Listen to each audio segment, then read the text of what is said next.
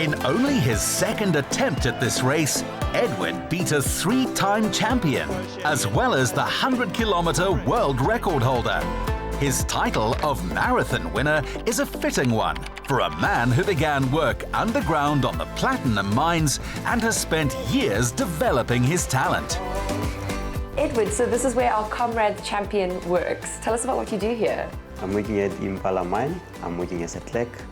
Whenever we need a spare, then I do the requisitions. I've been here for a few years and I love this job very much.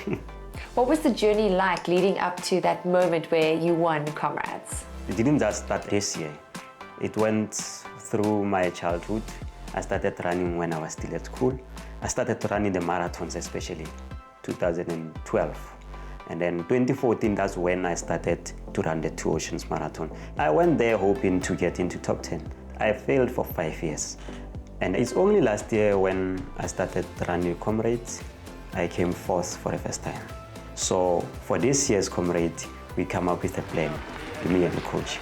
I think that's where everything changes and I win the Comrades. Well, as you can see, I'm definitely not dressed for this place. I'm here to learn from the best, our champion. Are you up for a run? Definitely.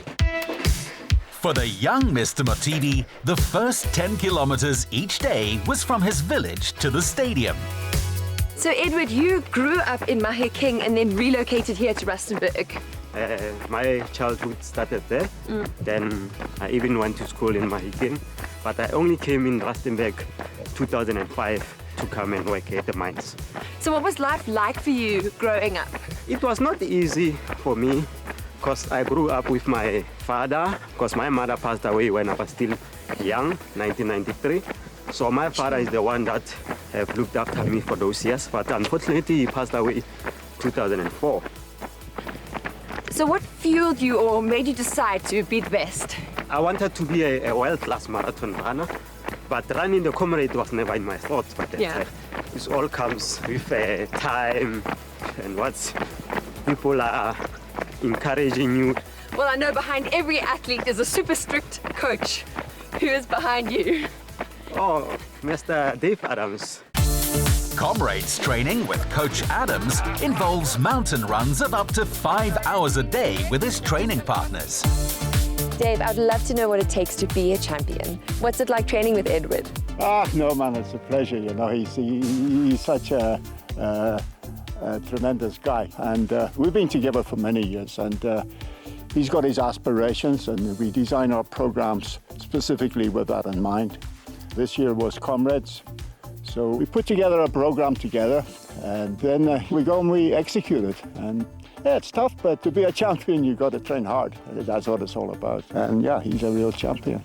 What makes him a force to be reckoned with in a race? You've got to get inside a guy's mind, and I know what motivated Edward. I know what's going through his mind during that race.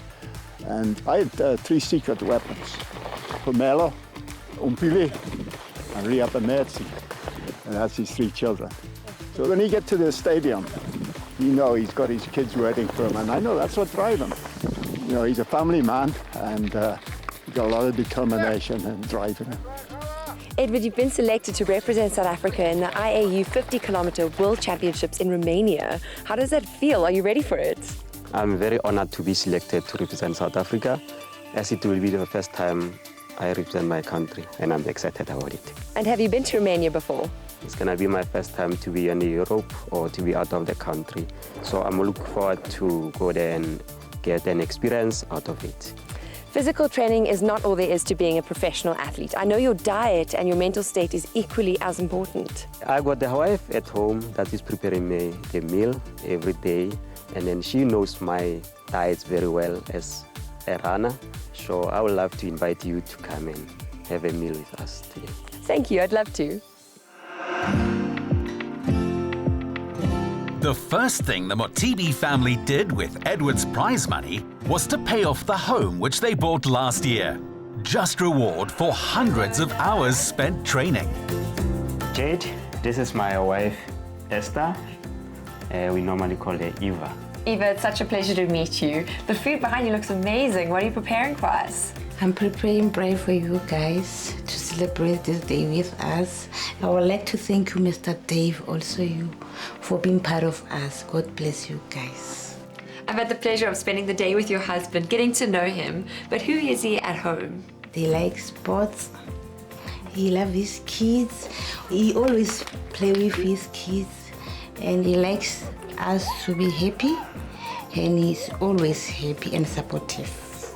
Being at the top usually means being quite strict with what you put in your body.